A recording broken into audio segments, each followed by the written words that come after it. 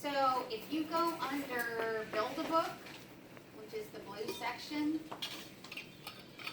and if you go to Studioworks Resources, which is right there, and if you click on that, then there's a bunch of very helpful PDF guidebooks that are listed here. The one I'm going to teach out of today is called the Studioworks Advanced Design Effects Guide. And it tells you step by step how to do advanced techniques that are available in Studioworks. So I'll take you through a few of these today, but certainly you're welcome to practice these on your own as well, on your page. Okay, so let me get into, question? Somebody have a question? No? Okay. Okay, so let me get into your project.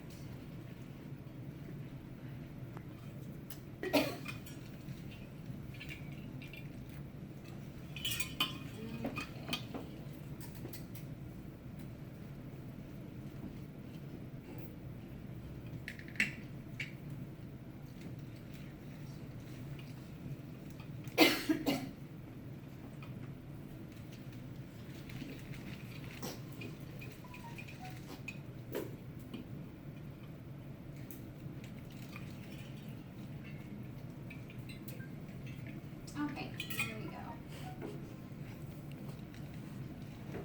Okay, so first of all, how you print.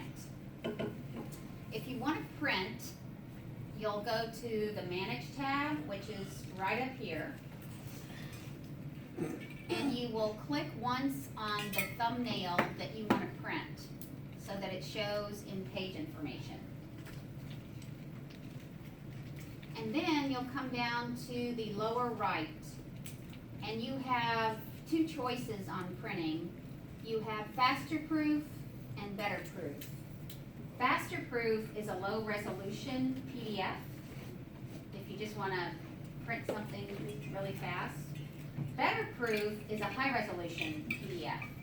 And if you're ever unsure how a picture or a piece of clip art is going to print in the book, then do better proof, because that will tell you exactly. So when you do better proof, that will turn that thumbnail into a PDF, a high-res PDF. And then you can go File to Print, and that's how you can print it. Or you can save it to your desktop and email it to a teacher or something like that if you want to do that and attach it to an email. Okay, so that's how we print. All right, you had a question about search. So if you'll open this plus sign, which as I told you last time, is where everything that you could possibly want to drag and drop on a page lives. So if you open the plus sign, here is your search box right there where it says find. So let's say that you're looking for a clip art like a burst or something. So if you just type in the word burst and hit the arrow, then it will bring up everything we have that relates to a burst.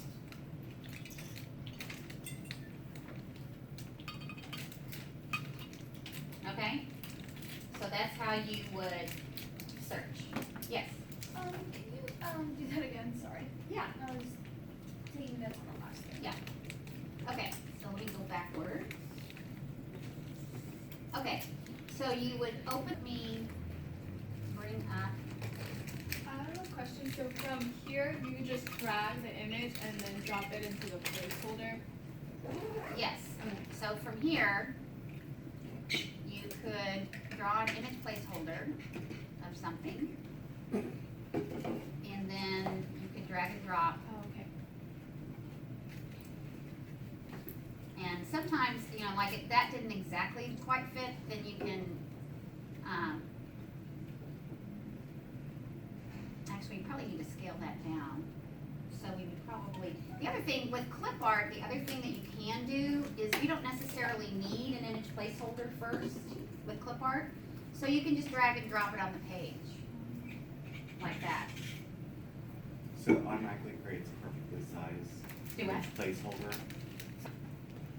Okay, all right, so rotating an image. So let me go ahead and just put a image placeholder here, and let me go get some sort of image.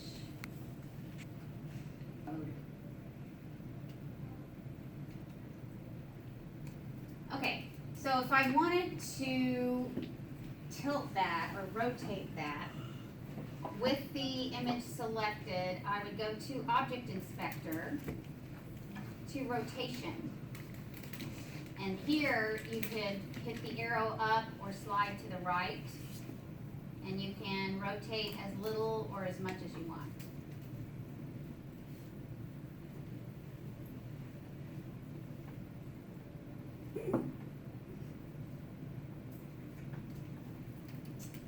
Okay, and then I'll work with Microsoft Publisher in a little bit.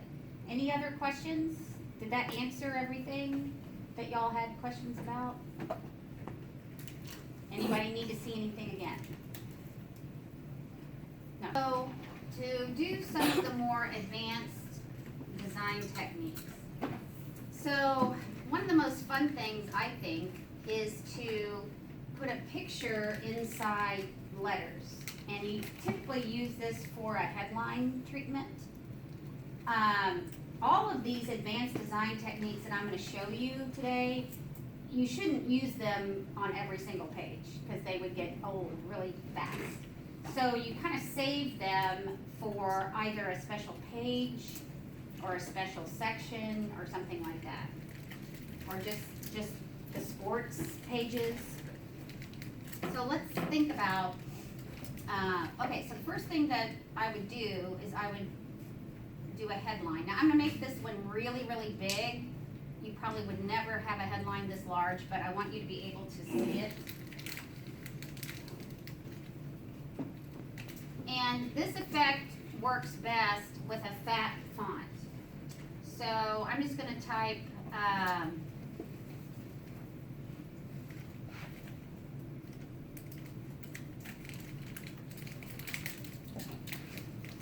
a sentence here. Okay, and I'm going to, so I'm going to make it really big so you can see it. And a fat font works best with this trick. So Olympia Heavy is a good one, Checkpoint, but any of the bigger fonts. Okay, so I've got a big fat font there. So the first thing that I have to do is, right now this is a text box, but to get a picture for a background inside the letters, I have to turn the text box into an image area. And the way that you do that is you click once on the image tool, which is right here, and then you come down to your text box, and it's just somewhere in the text box you click once. It has to be selected first, sorry about that. It has to be selected first, and then you click. Alright, now, did you see that the text box went away? That gray outline is no longer there. So what that means is that I have now turned those letters into an image area. They're no longer editable text. Okay, so the way that you get an image in there, you find an image.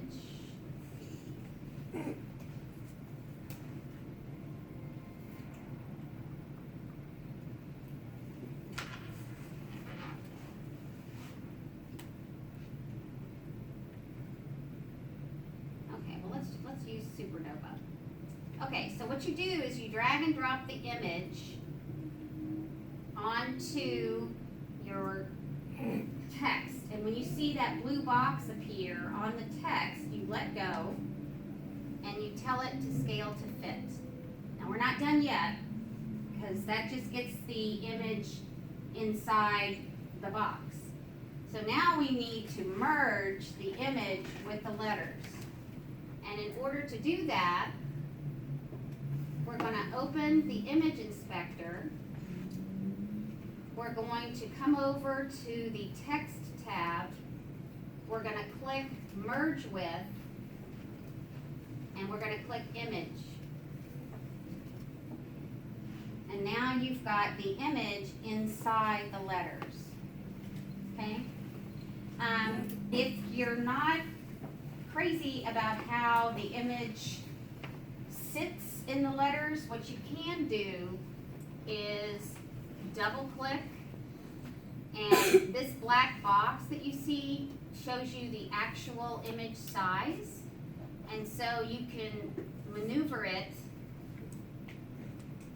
until you have it exactly where you want it. And if you remember, I don't know if you can see, but that supernova has a point that everything kind of emanates out of it. So I'm going to put that center point right on the O, the second O of cornerstone. And scale. Yeah, that's how you would size it at this point. But it still wouldn't affect you'd have to, if you wanted all of that on one line, you would have had to have done that, prior to it becoming an image area.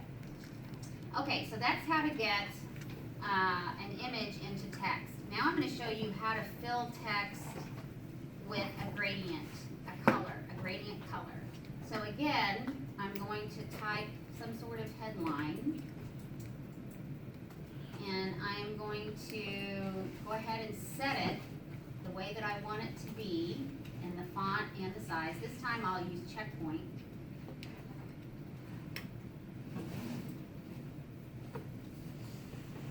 And I have to, that little plus sign, does everybody remember what that means? What does that mean? The text is more. That's right, there's more text. So you either have to reduce the point size or pull on the box. Okay, so with the text box selected, and by selected I mean that you see these little points. If you're in edit mode, as you saw before, you can't be in edit mode and do this. So you've got to click on your arrow and make sure that your text box is selected with the little dots in order for this to work. Okay, so again, we need to turn this into an image area. Does anybody remember how I did that? Yes.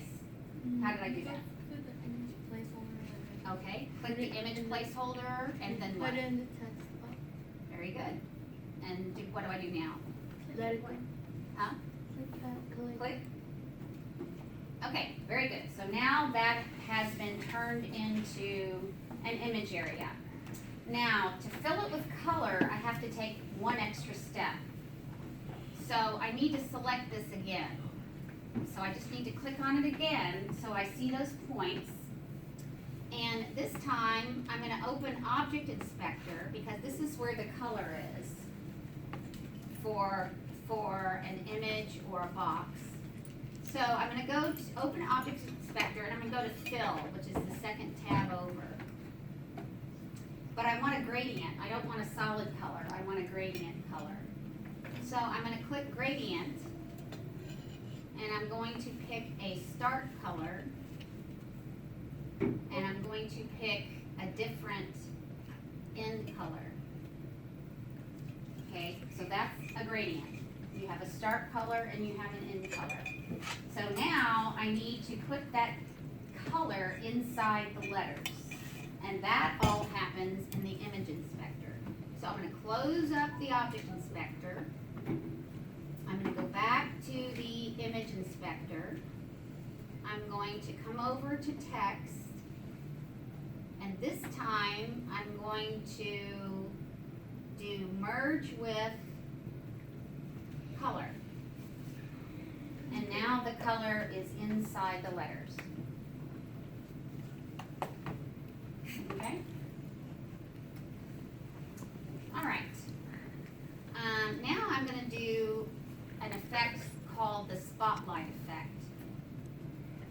And the spotlight effect, what it does is it turns a photograph completely black and white, except for one portion that you want to keep in color.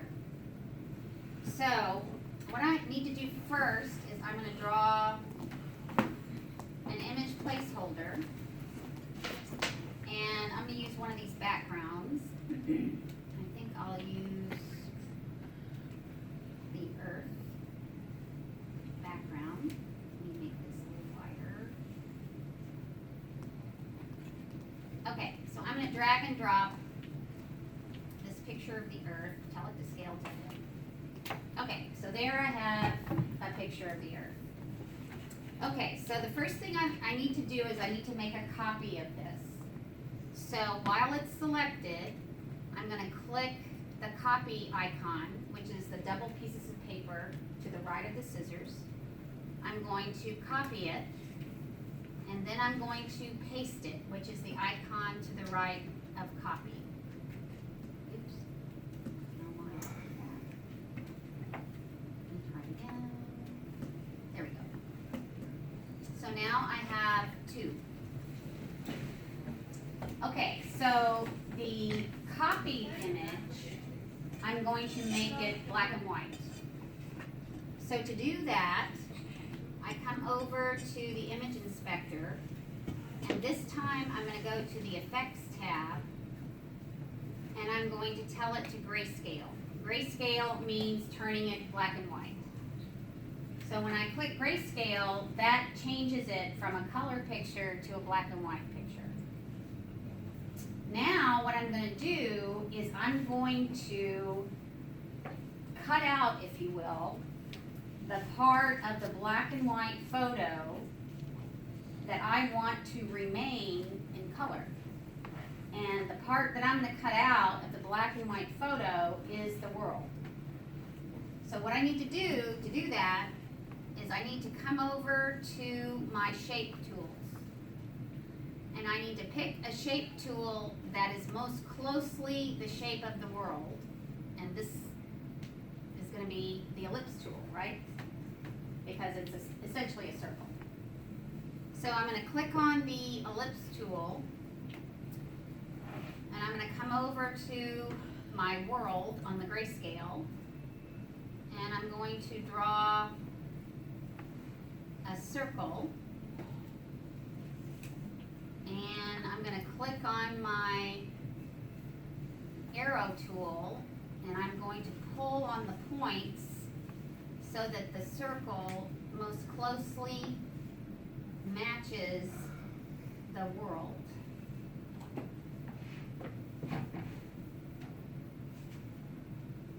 Okay, you see that? All right, so now what I have to do is I want to cut away that black and white globe, that world. So to do that, there is a function in Studioworks called subtracting paths. So what I want to do is I want to subtract the black and white world out of that photograph. I want to get rid of it. So to subtract the world out of that photograph, I need to click first on the part that I want to keep. So I want to keep the background. Then I hold down my shift key, and then I select that circle that I just drew, because that's the part I want to get rid of.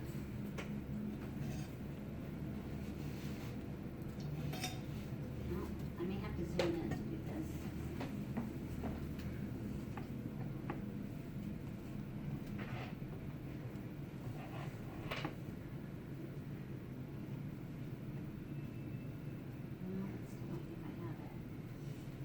Give me a second.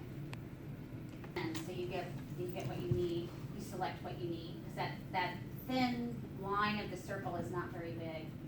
Okay, so now what I'm gonna do, now that I have both of these parts selected, I'm going to right click and I'm going to come down to subtract paths, because I'm subtracting out, getting rid of the world.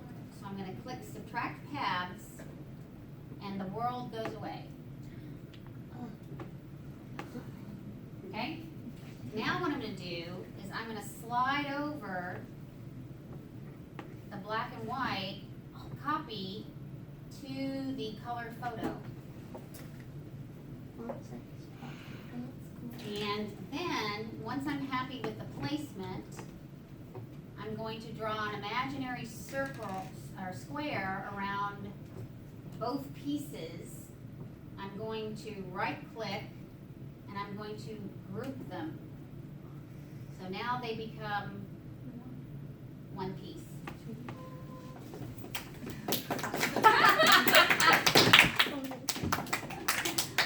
As you can imagine, this works well when you have a shape that is a defined shape, like a circle, a square, a rectangle, because you can easily use those two shapes right there. It gets a little more dicey if you're trying to use the polygon tool or the pencil tool. It gets a little, probably not quite as accurate. I'll show you, I won't do it, but in the interest of time, but there's a background on here.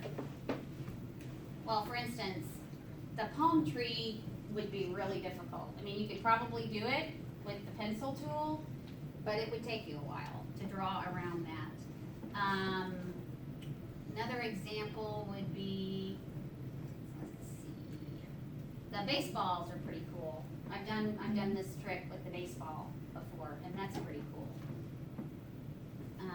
There's a schoolhouse in here somewhere that I did using. I just saw Did you see it. it? On the left corner. That's the one.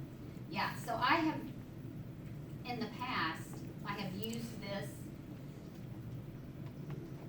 and I've used the pencil tool to draw around the schoolhouse, like that.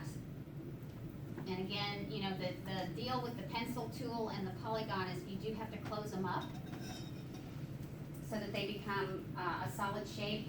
But, it takes a little while. But you can do it. Okay, so that's that. Now, let's talk about combining and subtracting paths, because that's kind of a neat effect. So if you have two shapes, like you've got a square and you've got a circle, oops, still in square mode, and you've got an ellipse or a circle that overlaps it, like that. You can either combine or subtract shapes. So just kind of think of it as when you subtract something, you take the shape out of it. And the key to this is that whichever shape you kind of want to keep, you click on that shape first. So in this case, let's say that I want to keep the rectangle. So with my arrow tool, because I need to clear out of the circle drawing mode, I'm going to click on the arrow. I'm going to click once on the rectangle. I'm going to hold down my shift key, and I'm going to click once on the circle. So now I have them both selected, and then somewhere, either in the middle of the rectangle or in the middle of the circle, it doesn't matter, I'm going to right click, and I'm going to subtract paths again. So now it looks like somebody has taken a bite out of the rectangle, right? So now I can drag and drop an image or a background in there and tell it to scale to fit. And you can create a whole different shape. Now, if I want to combine two different shapes, then what I can do is select the rectangle, hold down my shift key, select the circle, and right click, and this time if I combine paths, it turns it into something like that. So now it has taken both those shapes and combined them to make them one. And again, you can select a background or a photo and drag and drop it and scale to fit. And create a whole different shape. Okay? Yes? What if you wanna do 3? If you wanna do 3, you know, I've never done 3, so let's.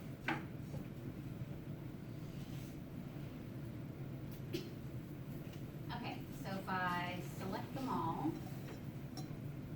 right click, and combine paths, yep, it works. Yep. So now, again, you can drag and drop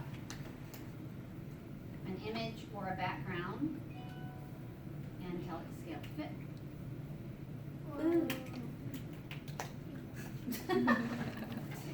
Now, you will notice on these shape tools, let me zoom in, that they come already with a black, we call it rule line. That's a 1-point black rule line. If you don't want it on there, then you can come over to Object Inspector, to Stroke, because that's the official graphic design terminology for that. And you can go to Type, where it says Standard, and you can turn it off and select None. Or you can make it Standard, you can make it thicker, and you can make it a color, if you want to do that.